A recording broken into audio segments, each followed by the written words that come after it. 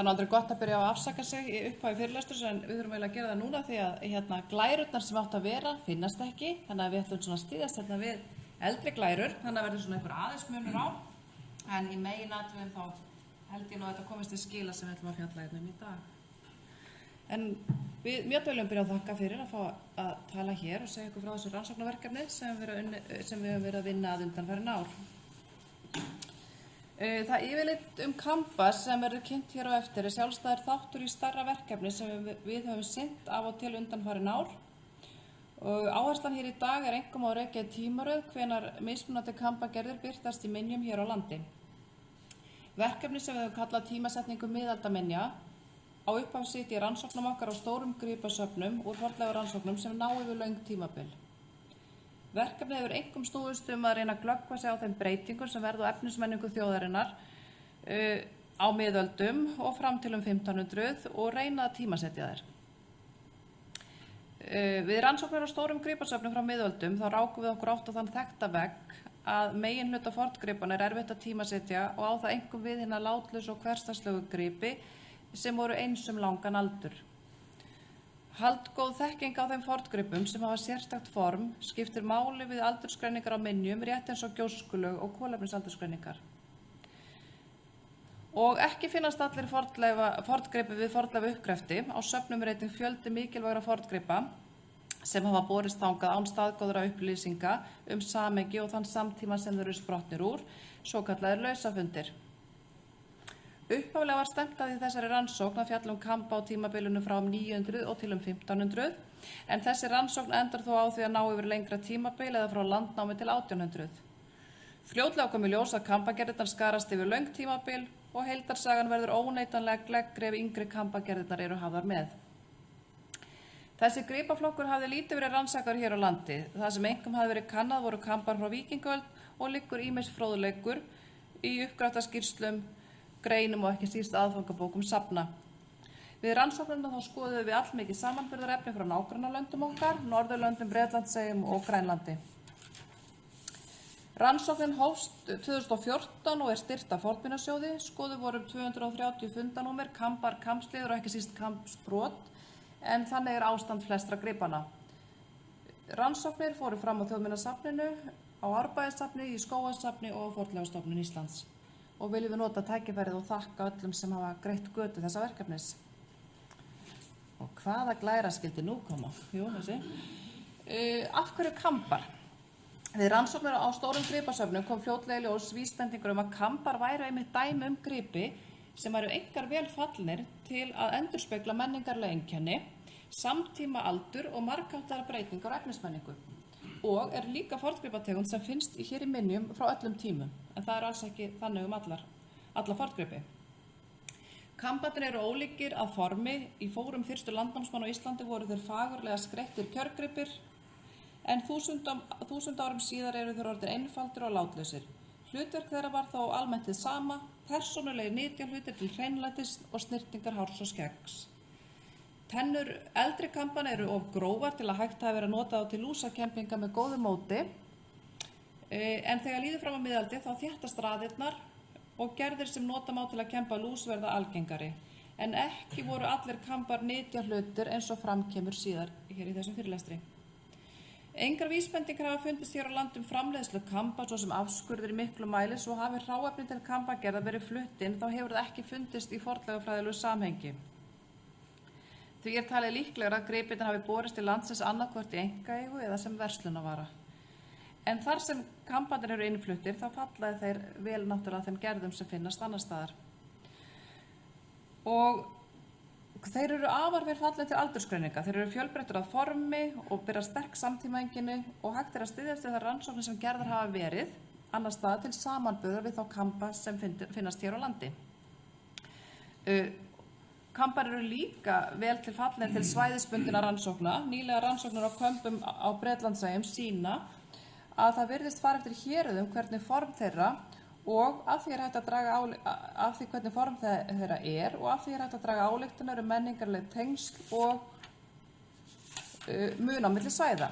Sem dæmi má nefna að sömu kambagerðir finnast nyrst í Skotlandi, á Orkneyjum og Hjaltlandi og í York og í Skandinavíu og Íslandi á 10. til 13. öld, en það eru aðrar kampagerðir sem finnast í Írlandshaf, á Írlandi, vesturströnd Skotlands og á Suðureyjum. Og kampar eru líka áhugaverðir út frá tæknilegu sjónarhorni og þá skulum við bara hoppa hingað. Þeir eru stundum samsettir úr nokkrum hlutum og ólíkum efnum, svo sem tannplötum. Mjöll, er þá á bendlinum? Þetta er sko leikrit. Mjöll bendir á sko það sem ég er að tala um. Okum og tannplötum úr horni eða beini og svo málmnöglum sem halda öllu saman. Einnig geta þær gefið vísbendingar verkfæri sem notuð voru, svo sem sægir, þjalir, hnífa og bora og svo framvegis. Kampar eru oftast úr innfluttu efni, hornum hjartardýra, harðviði og málmi, en þó eru til dæmi kampar sem gætu að einhverju leyti verið gerðir hér á landi.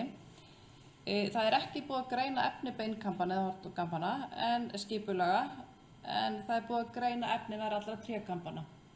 Og hérna sjáum við þessar 3 týpur sem við munum tala um. Það eru einraða samsettir kampar sem eru það búnir til úr tannplötum og okum og öllu haldið saman með málmnöglum, járnnöglum eða koppanöglum. Svo koma fyrir neðan eru tvíraða samsettir kampar sem eru líka haldið saman með okum, stundum 2 okum sitt hvoru megin, þannig eru alls 4 okar og oft er fín og gróf tannarauð á þessum kampum. Svo eru einföldu kamparnir sem eru ósamsettir, bæði til einraða og tvíraða.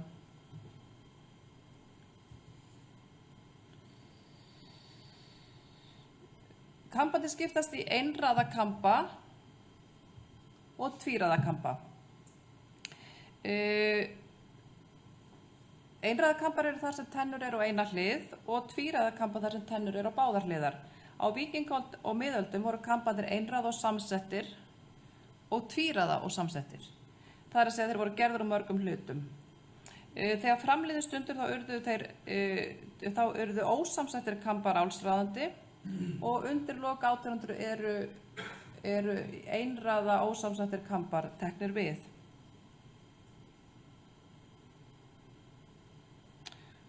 Og svo kemur hérna einhver glæra sem segir að eins og sjá má, kannski að hún sé hérna. Nei. Þannig ég þarf eiginlega bara að segja ykkur það að einraða kampar eru mun fleiri en tvíraðar í íslenska efninu og hér skal hafa í huga að einraða kampar eru einkum frá því fyrir 1300. Þetta hlutfall gæti breyst með rannsóknaráherslum.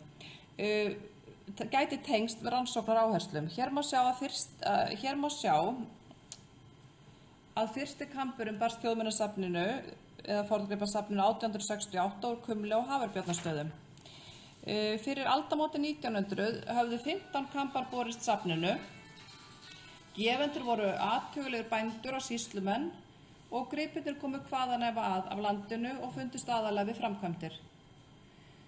Kömpunum var listilega lýst af Sigurði Guðmundsssyni, Sigurði Vigfússyni og Jóni Jakobssyni og síðar Matthíasi Þórðarsyni. Frá aldamótum og fram til 1950 berast safninu 19 kampar og eru þeim gerð frábær skil af Matthíasi Kristjáni og Þorkeli Grímssyni. En þessi gripir voru sendir af bændum sem stóðu í framkvæmdum en fundust líka við fornleifarannsóknir á Bergþórshvoli og í Þjórsárdal. Á árunum 1950 til 2000 fundust rúmlega 100 kampar og kampsbrot, nánast allir við fornleifarannsóknir og til gamans má geta að af þessum 100 fundust 80 á milli 1980 og 2000. Frá 2000 til ársloka 2018 hafa fundist að minnstakosti 92 kampar og svo gott sem allir við fornleifarannsóknir. Þessi fjölgun fundana endurspeglar einkum stórar rannsóknir sem fram hafa farið síðan 1980 og sýnir fróðlega þróun. Á fyrri hluta tímabilsins eru einkum heilir kampar og á seinni hluta tímabilsins finnast einkum brot. Þetta skýrist að hluta til með því að ekki var að vera að senda neitt drasl á forngripasafnið. Hluti einraða og tvíraða kampa tengist rannsóknaráherslum. Elstu minjar eru meira rannsakaðar en þær yngri. Af þeim 230 eintökum af kömpum, slíðrum og brotum sem til eru hér á landi eru 30 kampar heilir eða svo gott sem. Kampslíðrin eru 16 talsins. og þar af eru 8 fundin í kumlum. Hér á landi hafa slíður einungis fundist frá víkingaöld og öll úr horni eða beini. Oft eru göt og endaplötum kamba og þá annað sem kemur til greina að kamburinn hafi verið í slíðri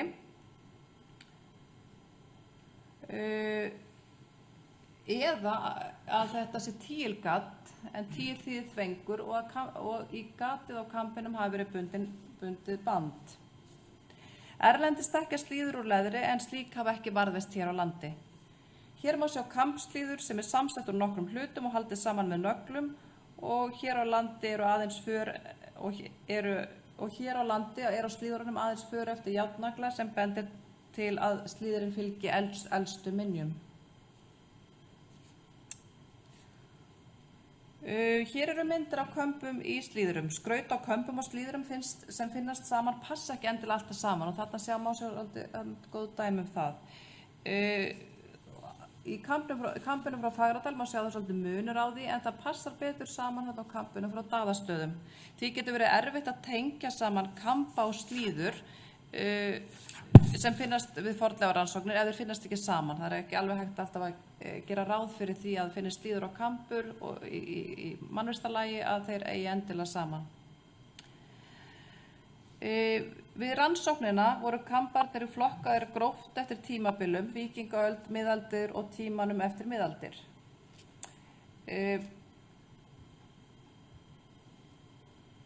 Eins og sést hér þá þetta eru fleiri tímabileilega heldur en þetta eru svona gamla glærur, að við erum búin að fækka tímabilunum þannig að það má segja að súla 4 og 5 sé saman og tímabil 2 og 3 sé saman. Þannig að það eru álíka mörg fundanúmer frá víkingaöld og miðöldum en heldur færri frá seinni öldum og það ræður einkum skortur á rannsóknum og einnig kann að vera að varðveislan sé verri á trékömbum en sem verður nær allsráðandi á seinni öldum. Þær gerðfræðigreiningar sem einkum stuðst við greiningu í íslenska kambasafninu eru úr norsku, sænsku og skosku efni á síðastliðnum 35–40 árum. Gerðfræðigreiningarnar byggja á víðtækum heimildum en hafa ber í huga stundum eru eintökin á bakvið gerðirnar mjög fá og greiningunum. Gerðfræði íslenskra kamba fylgir í stórum dráttum sömu meginlínu og sjá má á nágrannalöndum okkar, einkum á víkingaöld og miðöldum. Seinni tíma kambar frá 15. öld og fram á það 18. hafa minna verið rannsakaðir í löndunum í kringum okkur, svo sá þáttur nokkuð óskýr. Við látum rannsóknartímabilinu ljúka 1800 og reyndar höfum við ekki vitneskju yngri jarðfundna kamba. Á byggðasöfnum eru þó til yngri kambar úr ýmsum efnum sem ekki hafa leið í jörðu en þann þátt höfum við ekki skoðað að ráði. En þá byrjum við á kambatalinu og byrjum á víkingaöldinni. Við styðjumst við gerðfræðigreiningar frá Birka. Nú ætlum ég að sjá hvort við séum hvort sú glæra hafi, þetta er alveg undarlegt hvernig þetta hefur farið. Þegar ég kenni mér eiginlega ekki þetta. Kenni svona tölvunum þetta. Nei, þið verður bara að taka mig trúanlega hérna. Undirstað gerðfræðigreininga eru gerðfræðigreiningar á kömbum og Birka en þar voru á 400 kambar rannsakaðir og gerð ákveðin gerðfræðilegur grunnur. Og einnig byggir þetta á greiningum eftir aspi á skosku efni. Og í Birka eru kambarnir flokkaði mjög ítarlega en til þess að það sé hægt þá þurfa að vera svo mörg atriði til staðar þannig að í seinni rannsóknum þá hefur verið fallið frá, til dæmis það eru 3 gerðir undir A og 3 gerðir undir B í Birka og svo auk þess undirgerðir þar undir en já, það hefur eiginlega svona mikið verið fallið frá því og við mjöll fylgjum því og hugsum aðalum A og B gerðir.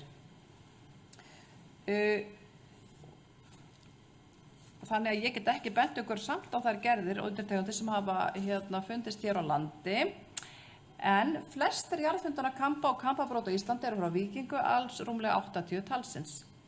Helstu einkenni víkingaldakamba er að þeir eru einræða á járneldir. Hér á landi hafa aðeins fundist járneldir kambar í kumlum svo óyggjandi sé og þá hafa fundist járneldir kambar í fornleifarannsóknum á víkingaldarstöðum þá hafa aðeins fundist járneldir kampar í fornleifarannsóknum á víkingaldarstöðum eftir því sem best verður séð.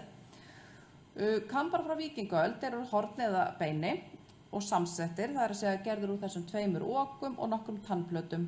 Bakið er kúpt þó misjafnlega mikið, okarnir eru ristir skrautverki sem skiptist upp í skrautfletu oftast. Skrautið getur verið þverstrik og tvöfaldalínur, langsum línum á okabrúnum, einföld og skákrossar og tíglar og fléttur.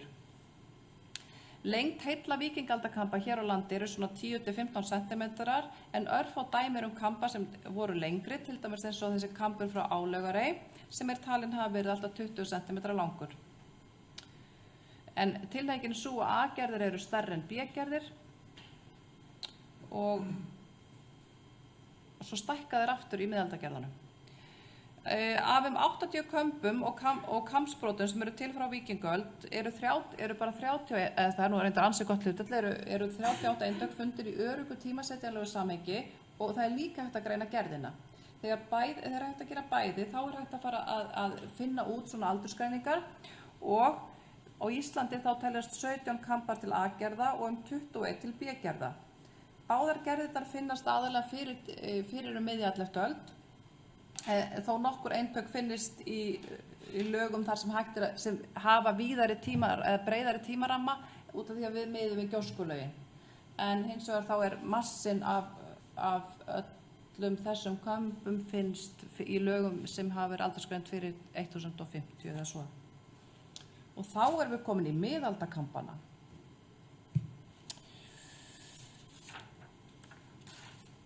Þegar kemur fram á 11. öld þá breytast kamparnir. Þeir eru áfram einræða en eitt helsta einkenni kampa frá tímabilinu 11. öld til 13. aldar er að þeir eru koparneldir. Gerðirnar sem hafa fundist hér á landi eru alveg sambærilegar við gerðir sem hafa fundist í Noregi og sem sagt þannig að það er mikið samræmi þar á milli. Elstu gerðir þessa tímabils líkast víkingaldarkömpum hafa kúpt bak og oka rista skrautverki. Með tímanum verða þeir stílhreinn og einfaldari, okarnir mjórri, risturnar hverfa og koparnaglarnir verða aðal skrautið. Hérna sjáum við svona dæmi það. Og hérna sjáum við hvernig kannski þeir þróast í það vera svolítið svona flóknir og íburðamiklir með hornum jafnvel eins og þetta eintak. Þið sjáum þetta er risastór kampur, hann er 26 cm langur og þetta eru svona þungir í hendu og gríðarlega svona tennurnar eru langar og þannig að þetta er svona óvenjulegar gerðir.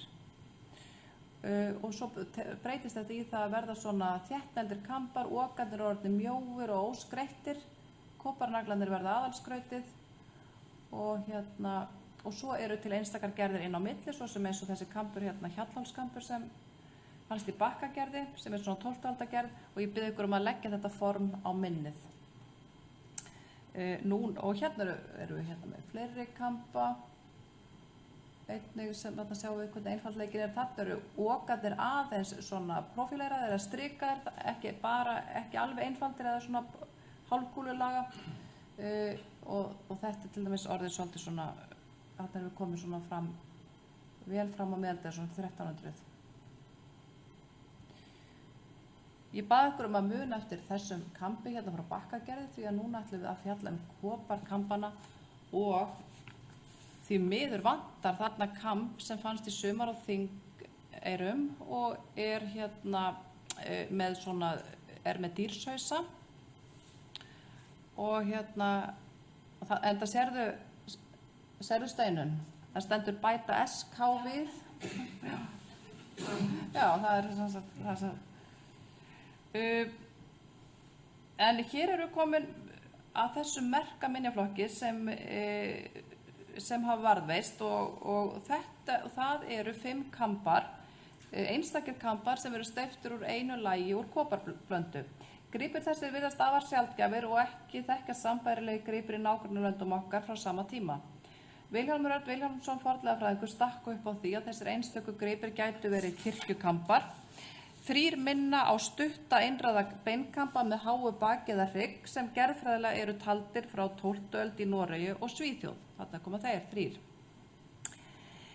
Aldur Skálholtskampsins er erfiðar að segja.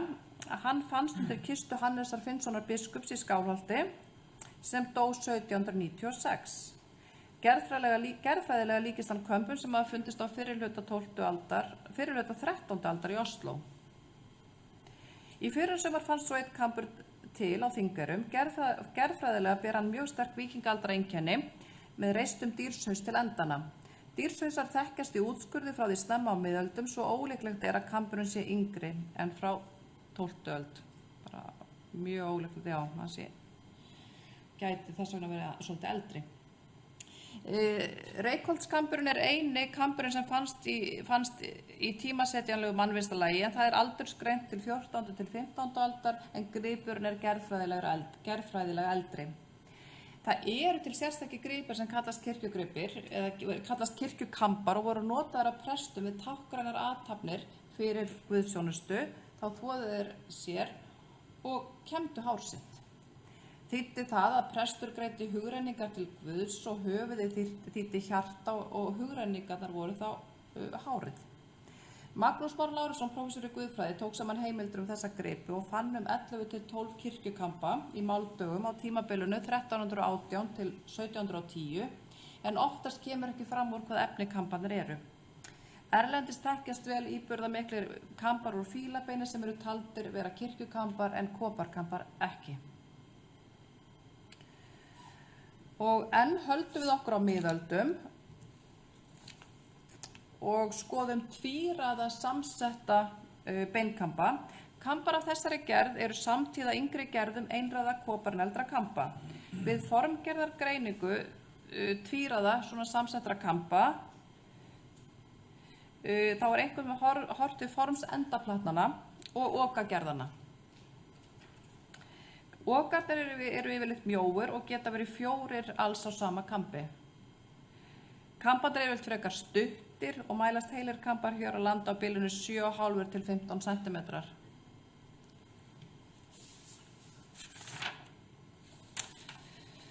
Á Íslandi hafa aðeins 8 kampar af þeim 30 sem fundist hafa, þá er aðeins þetta grein sem hér falla undir, þá hafa þeir bæði fundist í öruggu tímasetjanlegu samhengi og verið það heillegir að gerðfræðileg greining er möguleg. Þannig að það er 8 af 30. Þessir 8 kampar hafa fundist í mannvistarlögum sem eru tímasett frá 12. öld til 14. aldar, flestir á tímabilinu það bil 12 til 1300.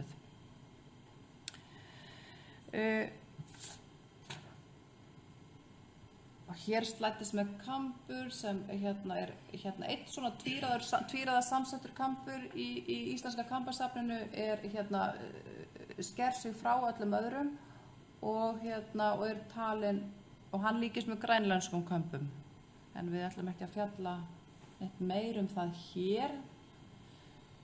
Og hann fannst hann í lausfundan útskálum í Garði, og svo það er ekki mörg dæmi þess að kampar séu merktir, en hérna er þó einn með búmarki og það hefur Þórgunnur Snædal það var bandrún, var það ekki mjöll, hvað sagði Þórgunnur? En það var ekkert að ráða hana neitt frekar í þetta. Það er OK eða KO, það er ekki eftir ákvarðandi víst hvað þetta er. Hann hefur verið tvíraður, hann sjálft þarna sagarförin og hefur hafa eins og tennur hefur tekið af. Og við sjáum þetta stundum að ef þeir hafa farið... Það er nokkur svoleiðis, þessi frá vitið sem var á blöðna undan hann. Já.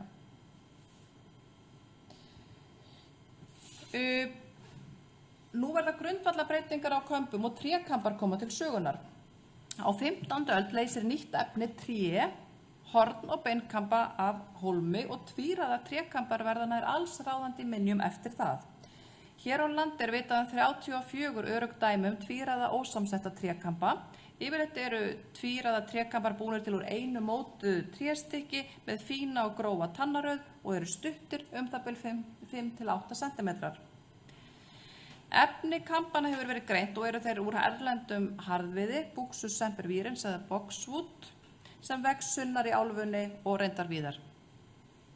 Saga trékamba hefur ekki verið ítarlega skráð í nágrannalöndum okkar, en þessi trjátegund var notuð í kamba lengi, til dæmis fyrir víkingaöld á Bretlandseyjum og víkingaöld á miðöldum í Rússlandi.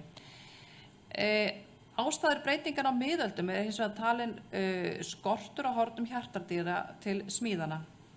Hefur helst verið skýrt með því. Elstu tvíraða trékambar sem hafa fundist á Íslandi eru frá 15. öld, en gerðin í notkun lengi og yngstu dæmi sem við þekkjum eru frá 18. öld. Það lítilsháttar gerðfræðilegur munur á eldri og yngri tvíraða trékömbum. Þeir eldri eru kantaðri, svo þarna, með oft beina enda, og þeir yngri rúnaðir og stundum með skreytta enda. Og þá förum við nú að koma að síðast að þætti þessara kambasögu, sem eru einræða kambar úr tré og beini.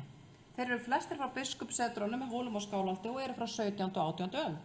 Þeir eru líkast orðið mjög hárbrugðið nútímans, en enginn þeirri varðveittur heill, en hægt áætla að þeir hafi verið alltaf 16 cm langir.